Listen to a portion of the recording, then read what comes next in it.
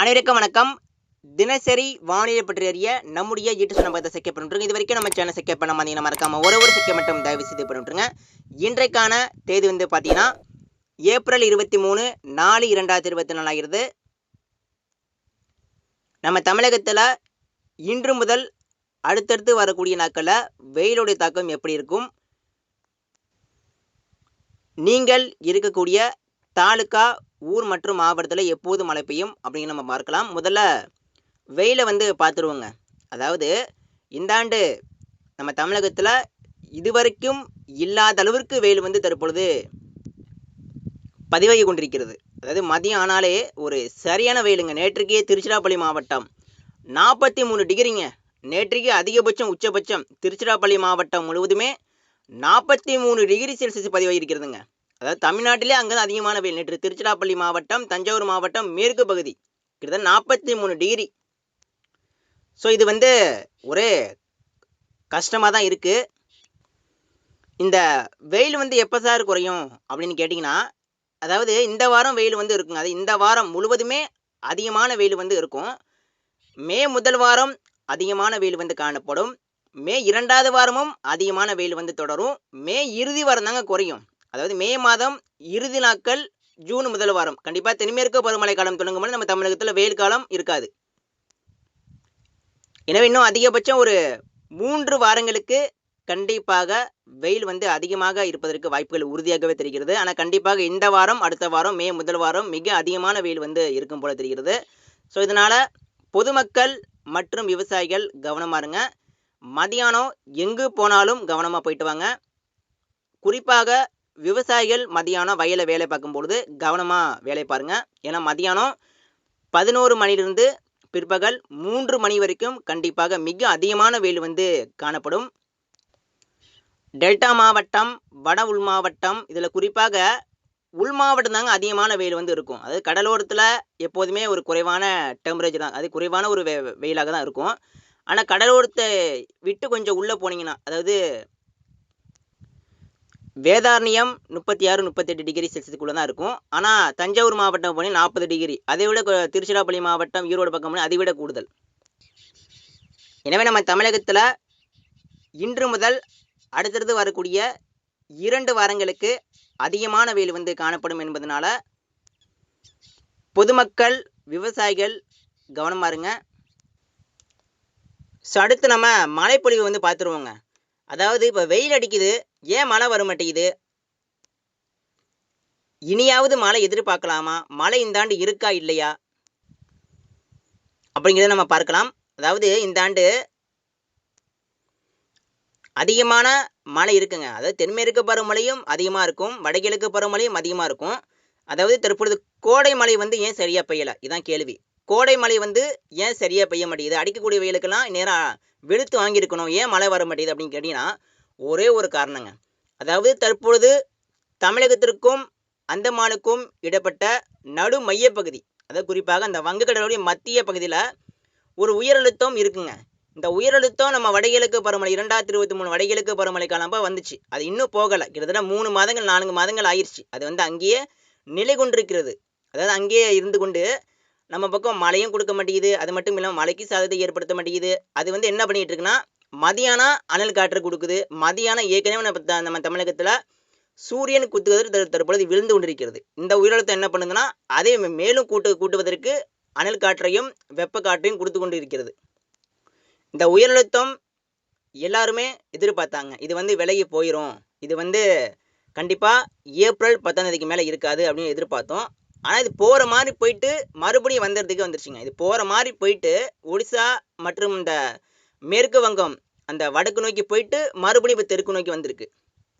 So இந்த உயரழுத்தம் தற்போது நம்ம எல்லாருக்கும் ஒரு டஃப் கொடுத்துட்ருக்குன்னு சொல்லலாம். இது கண்டிப்பாக என்னதான் இது தற்பொழுது நீடித்தாலும் இது வந்து தொடர்ந்து அங்கே இருப்பதற்கு வாய்ப்பே கிடையாது. இது வந்து மே 10ஆம் தேதிக்குள்ளே விலகுங்க. அதாவது இந்த வாரம் விலகுவதற்கு அதிக வாய்ப்பு. ஆனால் கண்டிப்பாக மே முதல் வாரம் இது கண்டிப்பாக வேறு இடத்துக்கு வேறு நாடுகள் நோக்கி செல்லும். சீனா அந்த பக்கம் போயிடும். மே 10ஆம் தேதிக்குள் தற்பொழுது வங்கக்கடலில் இருக்கக்கூடிய இடையூறுகள் மற்றும் அனைத்து உயர் அழுத்தங்களும் கண்டிப்பாக மே 10ஆம் தேதிக்குள்ளே கண்டிப்பாக விலகுங்க.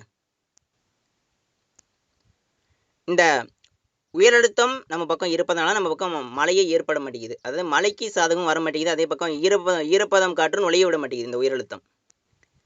ஆனால் மழை என்பது பெய்து கொண்டு தான் இருக்கிறதா. மழை என்பது பெய்யுதுங்க. மழைங்கிற நேற்று வந்து நம்ம அறிவித்தபடியே மேற்கு தொடர்ச்சி மழை போய் நல்ல மழை. நேற்றைக்கு வந்து சிவகங்கை மாவட்டம் மானாமதுரை, அதாவது மதுரையோட கிழக்கு பகுதி, குறிப்பாக சிவகங்கை மாவட்டம் மானாமதுரையில் கனமழை நேற்றைக்கு வெளுத்து வாங்கியிருக்கிறது. அதாவது சிவகங்கை மாவட்டத்தை மையமாக வைத்து நேற்றைக்கு கனமழை வெளுத்து வாங்கியிருக்கிறது. கண்டிப்பாக நல்ல மழை பெய்திருக்க வேண்டும். அதே போல் நீலகிரி மாவட்டம் முதல் கன்னியாகுமரி மாவட்டம் வரைக்கும் இடைப்பட்ட அந்த மேற்கு தொடர்ச்சி மலை பகுதியில் ஆங்காங்கே நல்ல மழை பெய்திருக்கிறது. ராஜபாளையம் மேற்கு தொடர்ச்சி மலை பகுதி, அந்த மேற்கு தொடர்ச்சி மலை பகுதியில் மட்டும் ஆங்காங்கே நேற்றைக்கு நல்ல மழை பெய்திருக்கிறது.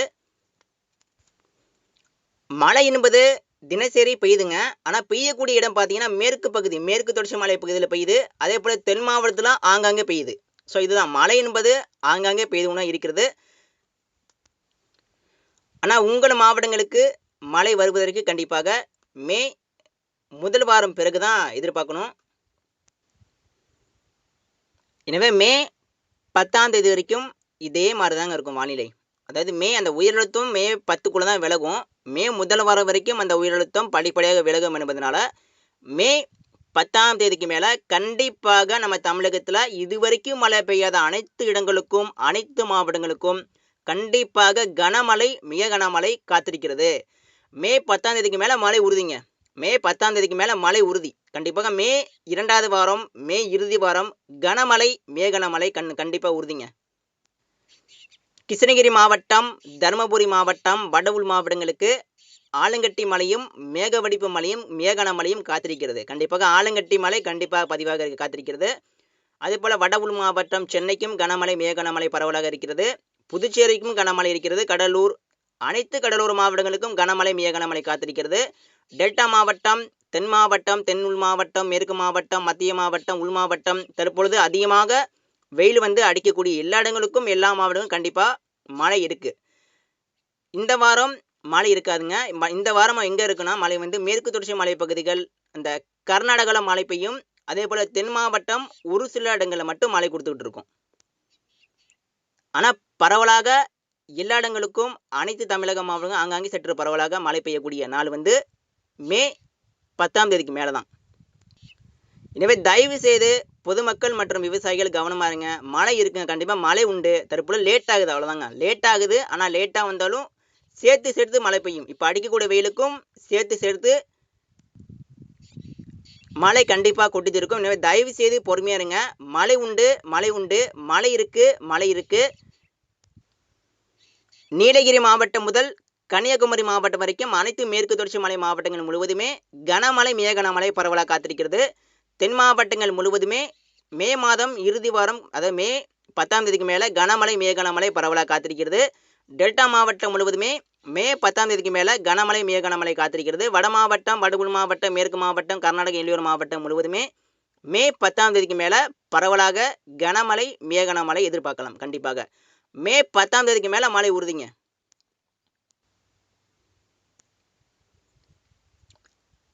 அதே நேரத்தில் மே 10ஆம் தேதிக்கு மேலே மழை பெய்யக்கூடிய மாவட்டம், மழை பெய்யக்கூடிய இடத்துல கண்டிப்பாக சூறாவளி காற்று பலமாக வீசலாம் என எதிர்பார்க்கப்படுகிறது. அதாவது சூறாவளி காற்று அப்படிங்கிறது மணிக்கு 40 முதல் 50 கிலோமீட்டர் வேகத்தில் மிக வலுவான ஒரு காற்றாக சூறாவளி காற்று மழை பெய்யும் பொழுது வீசலாம். அதாவது நேற்று முன்தினம் கூட இந்த ஈரோடு மாவட்டம், சத்தியமங்கலம் மற்றும் இந்த தரங்கம்பாடியில் கனமழை திடீரென்று பெய்திருக்கிறது. அப்படி பெய்யும் பொழுது சூறாவளி காற்று 50 கிலோமீட்டர் வேலை வீசியிருக்கிறது. அங்கே இருக்கக்கூடிய வாழை மரங்கள் எல்லாமே கடுமையாக பாதிக்கப்பட்டிருக்கிறது. அது எல்லாமே சாய்ந்திருக்கிறது. இந்த கோடை மழை எப்போதுமே நமக்கு ஒரு பக்கம் மகிழ்ச்சி கொடுக்கும், மறுபக்கம் நமக்கு வந்து ஒரு கவலையும் கொடுக்கும். அதாவது மரங்களை சாய்க்கும் அளவு காற்று, வாழை மரம்லாம் நிற்காது. வாழை மரம்லாம் 40 கிலோமீட்டர் மேலே காற்று அடித்தாலே அது வந்து நிற்காது. எனவே தயவு செய்து வாழை விவசாயிகள் கவனமாக இருங்க. இந்த ஆண்டு மழை பெய்யும் பொழுது கோடையில் மே 10ஆம் தேதிக்கு மேலே பெய்யக்கூடிய மழை வந்து சூறாவளி காற்று, இடிமின்னல் அதிகம் மற்றும் வந்து இந்த மழைப்பொழிவும் அதிகமாக பெய்யும்.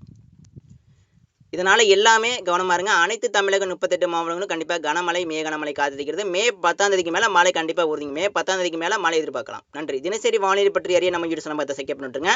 மழை இருக்குது, லேட்டாக வரும். மழை கண்டிப்பாக உண்டு. இப்போ அடிக்கக்கூடிய வெயிலுக்கெல்லாம் பின்னாடி சேர்த்து வைத்து மழை பெய்யும். நன்றிங்க.